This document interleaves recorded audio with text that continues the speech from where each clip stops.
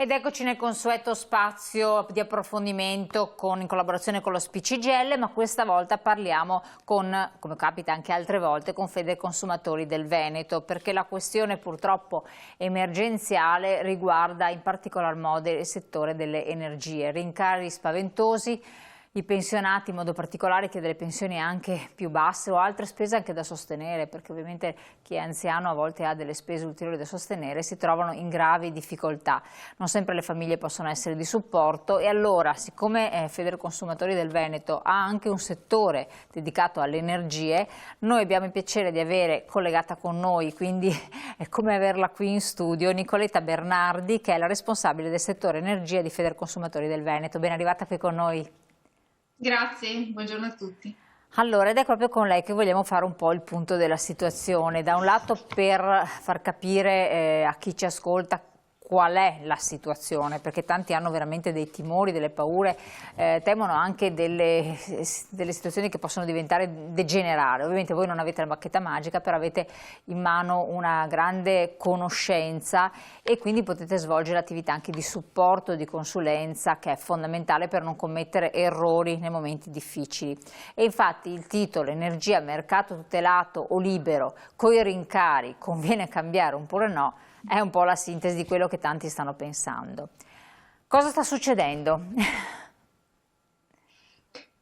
Purtroppo, come abbiamo visto soprattutto dal secondo trimestre del 2021, abbiamo un aumento dei prezzi, in particolare delle materie prime, quindi parliamo di energia elettrica e gas naturale, molto, molto incalzanti. E questo ovviamente fa lievitare le bollette di energia elettrica e di gas naturale, mettendo in difficoltà diversi consumatori. Ovviamente, come si dice nel titolo, per l'energia sappiamo che i mercati sono due, quindi uno è quello del mercato tutelato e l'altro è quello del mercato libero.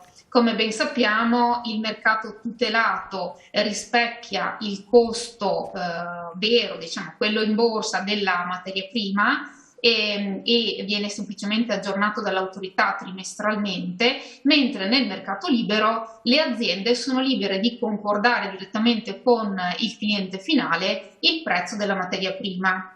In questo momento potrebbe anche essere conveniente il mercato libero, diciamo così, perché potrebbe fare un prezzo più basso rispetto a quello che propone il mercato tutelato.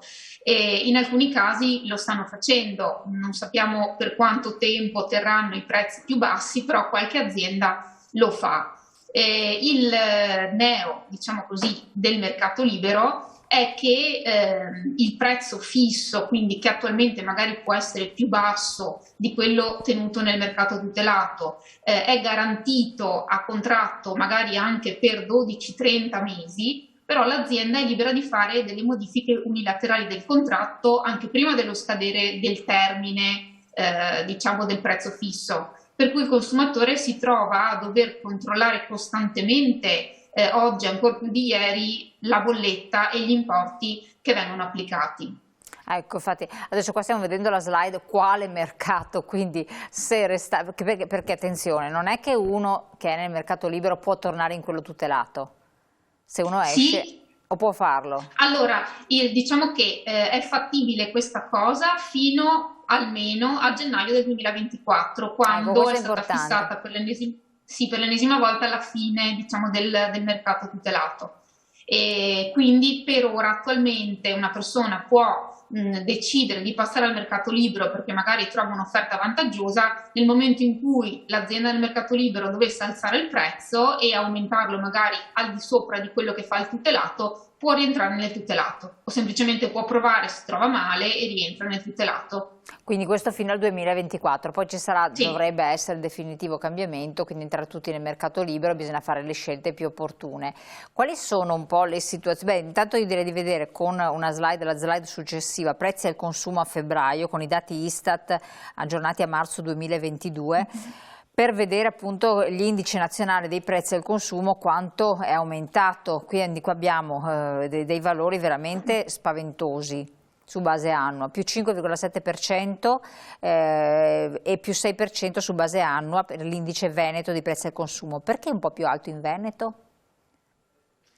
Allora, questo è un po' una domanda da 100 milioni di dollari, però nel nostro osservatorio nazionale di Federconsumatori vediamo proprio che gli aumenti sono amplificati e si parla già oggi di un aumento per famiglia di più di 2.000 euro. Che è Quindi tantissimo, che è tantissimo. su Cioè, questa aspetta, cosa bisogna fare molta attenzione e tenere comunque monitorati i prezzi, anche noi sicuramente chiederemo un incontro anche al garante per la sorveglianza dei prezzi al fine proprio di denunciare questi aumenti e cercare anche di tenere sotto controllo le eventuali speculazioni che poi possono avvenire a seguito di questa situazione un po' drammatica. ecco, perché al di là di tutto certi aumenti, e li abbiamo già visto anche con appunto i carburanti, non erano così giustificati, per cui sono partite anche delle inchieste della Procura, della Guardia di Finanza, quindi bisogna stare Certo. anche molto attenti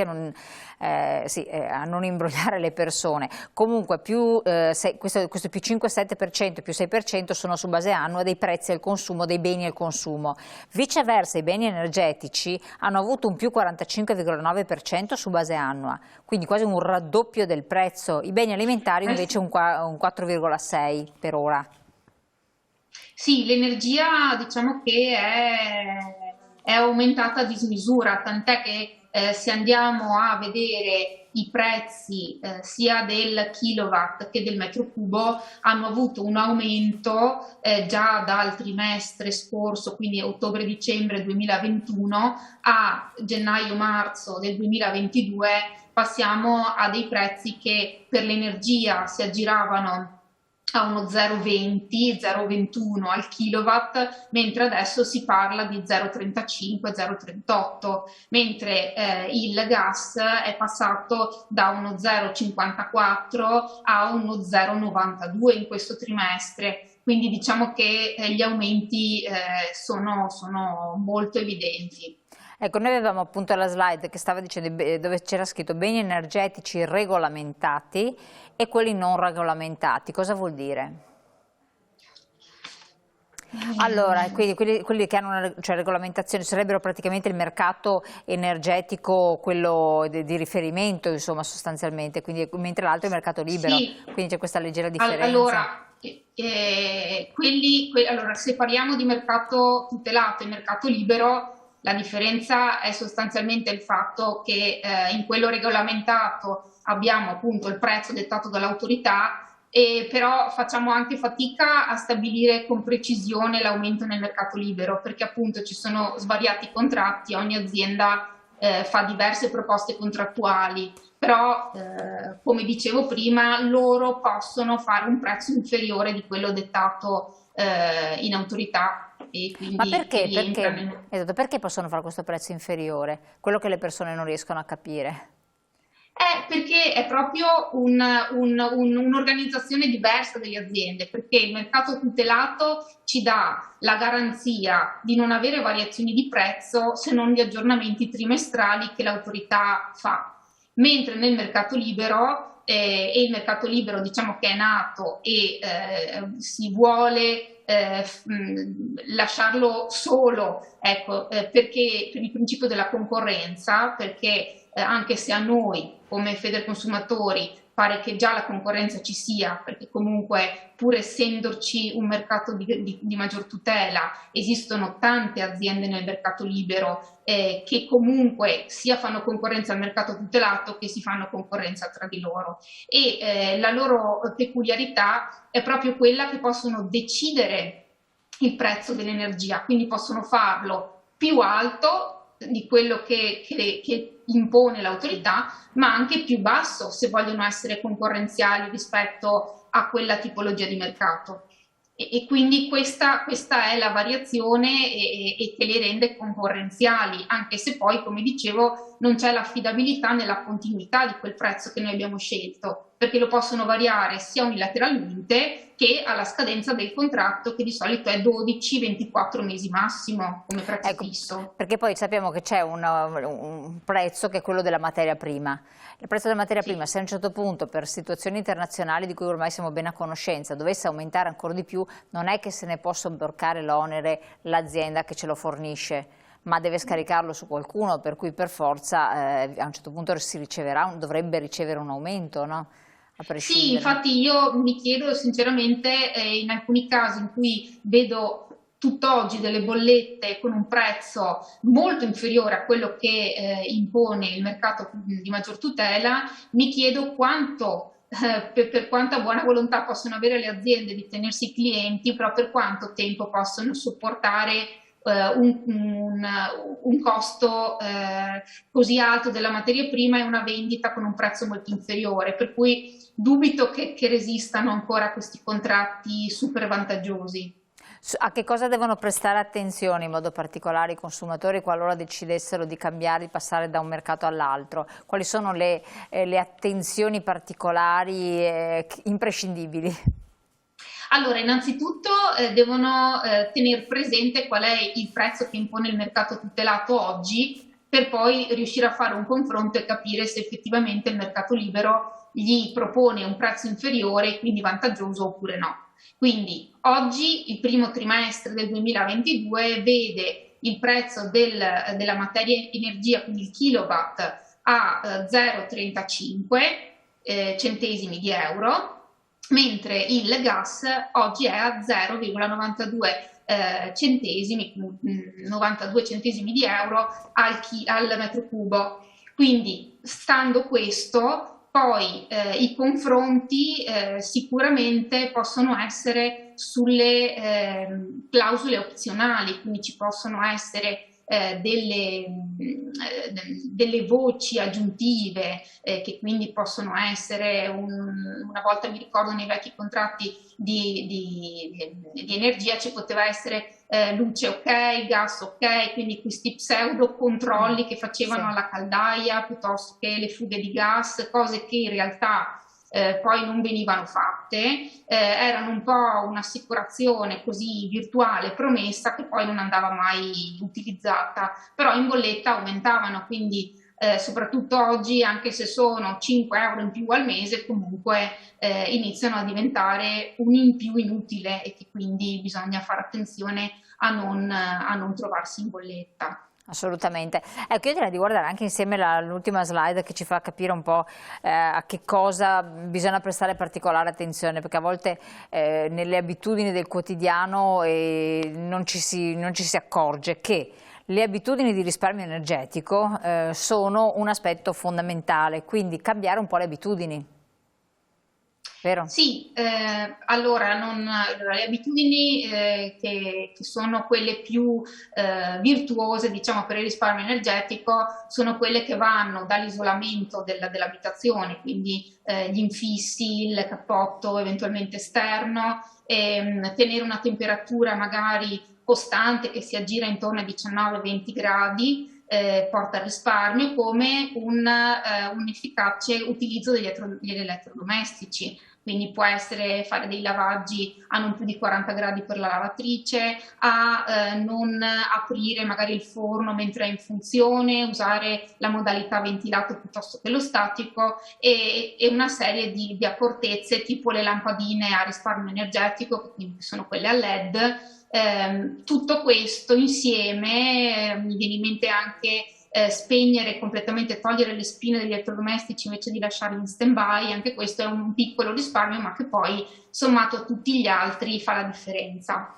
Ecco, poi ci sono il controllare le voci in bolletta per rendersi conto bene di di cosa si paga, cosa si fa pagare. Sì, sì, sì, infatti, come dicevo prima, del prezzo e delle varie voci, se ci sono voci accessori. Poi, oltretutto, teniamo presente anche che oggi con la legge 636 si impone alle aziende di energia elettrica e gas naturale di non staccare la fornitura ai clienti morosi, ad esempio, ma dà la possibilità di chiedere una rateizzazione senza spese a fronte del versamento del 50% dell'importo della bolletta e poi l'altro 50% lo rateizzano fino a 10 rate mensili e questa è una modalità che è stata fatta proprio per evitare di lasciare i consumatori senza fornitura.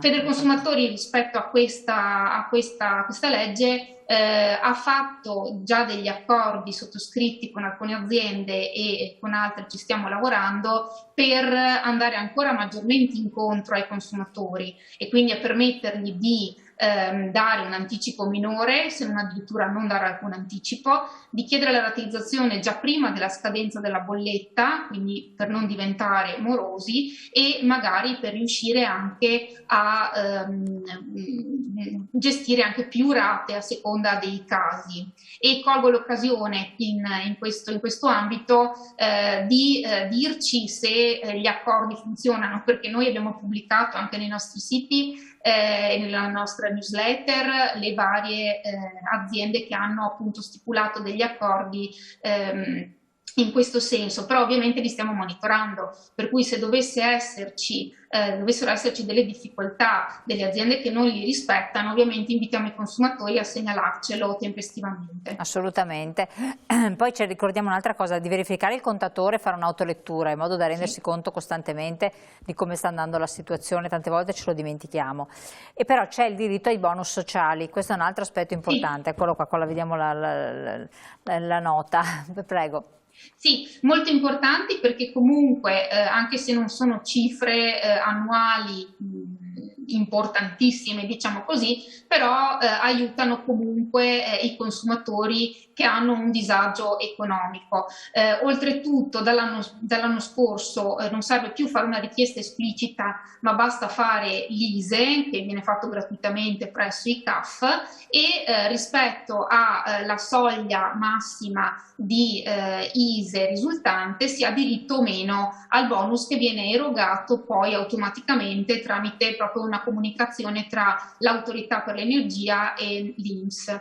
E quindi oltre a questo fatto poi il 18 di marzo è stata approvata il decreto energia che ha alzato la soglia minima dell'ISEE e quindi dal 1° di aprile fino al 31 dicembre di quest'anno la soglia passa dagli 8.265 euro a 12.000 e quindi questo innalzamento ovviamente va a vantaggio dei consumatori, oltre a un incremento del bonus che è stato fatto proprio a fronte degli aumenti che dal trimestre scorso insomma pesano sulle famiglie. Quindi ricordiamoci naturalmente di fare questo ISEE e magari andare da voi associazioni di consumatori per chiedere se si ha diritto a un'agevolazione, a un bonus, è importantissimo, soprattutto magari per le persone anziane o chi ha una pensione anche bassa o un reddito familiare basso.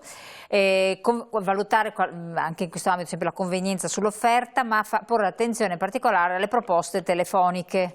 E voi dite inoltre venditore conosciuto con sportelli fisici, questo è l'altro aspetto. Sì, quello che consigliamo sempre, siccome poi le proposte telefoniche gli operatori parlano velocissimi, io mi sono trovata in più casi ad ascoltare delle registrazioni in cui faccio proprio fatica anch'io che mastico insomma un po' la materia a capire le specifiche dell'offerta che mi viene proposta, quindi sicuramente consigliamo di non accettare le proposte telefoniche, quindi non dare dei dati sensibili né personali né della bolletta telefonicamente e recarsi, anche se sono pochi purtroppo ad oggi perché li stanno gradualmente eliminando gli sportelli fisici, ma se ci sono di cercare di fare i contratti lì, perché almeno abbiamo una persona che ci parla, che ci dà un contratto nero su bianco e che può fare un attimo da punto di riferimento nel caso in cui si abbiano dei problemi. Quindi riguardando mai dare la bolletta ad estranei, questo è un aspetto fondamentale perché altrimenti si impossessano dei nostri dati sensibili eccetera, anche del numero di codice diciamo, della bolletta eccetera, quindi può essere estremamente deleterio. Esiste il diritto di ripensamento e i reclami devono essere fatti per iscritto, vero? Sì. Il diritto di ripensamento può essere esercitato dai clienti domestici quando stipulano dei contratti a distanza, quindi che possono essere telefonici oppure a casa, anche se questo veramente lo consigliamo a tutti, soprattutto alle persone anziane, di non far entrare nessuno a casa. Perché questo non si finirà mai di ripeterlo. Questo sì, infatti. E comunque anche, ad esempio, se entriamo in un centro commerciale, c'è una bancarella di un fornitore e firmiamo un contratto lì, è comunque al di fuori dell'ufficio proprio del venditore, e quindi abbiamo 14 giorni solari per poter esercitare il diritto di ripensamento. Generalmente lo si fa con una raccomandata con ricevuta di ritorno, e comunque dentro al contratto c'è sempre la specifica di come farlo, altrimenti lo sportello Federconsumatori vi può dare una mano, e quindi senza giustificazione e senza alcuna spesa si può recedere dal contratto. Quindi questo è un altro aspetto da ricordarsi sempre, perché a volte si è fatti prendere dal momento, dall'occasione, anche dallo stato d'animo più rilassato, e si firma qualche cosa e poi non se ne è ben consapevoli. Quali casi in modo particolare vi trovate ad affrontare che si sente di dire fate attenzione? Beh, sicuramente, come dicevamo prima, i contratti telefonici in cui vengono promessi o dei risparmi clamorosi che poi non esistono, oppure attualmente, o quantomeno da quando si parla della fine del mercato di maggior tutela, sicuramente tutte le aziende o la maggior parte delle aziende nel mercato libero cerca di accaparrarsi il più possibile dei clienti, in modo che quando finisce il mercato tutelato questi non possano proprio più rientrarci, e quindi se li aggiudica dicendo magari che alla fine del mercato tutelato rimarranno senza energia, che la propria azienda fallisce, quindi loro dovranno per forza cambiare a breve, e invece continua a ribadire che non è così. Nel senso che innanzitutto abbiamo ancora tempo fino al 2024 minimo per rimanere tranquillamente nel mercato tutelato e nessuno ci obbliga a cambiare venditore. Secondo, poi, anche se dovesse finire il mercato tutelato e noi non avessimo ancora scelto di diventare clienti di una azienda in particolare nel mercato libero, sappiamo che non rimaniamo sicuramente senza energia elettrica e gas, perché l'autorità ha già istituito quello che è il servizio di salvaguardia, che è gestito da aziende che vincono appunto delle gare d'appalto promosse dall'ARERA, e si gestiscono i consumatori che non sono spontaneamente entrati nel mercato libero, e quindi gli garantiscono comunque la fornitura finché loro decideranno di chi diventare clienti. Perfetto, questo è importantissimo, siamo un po' in chiusura.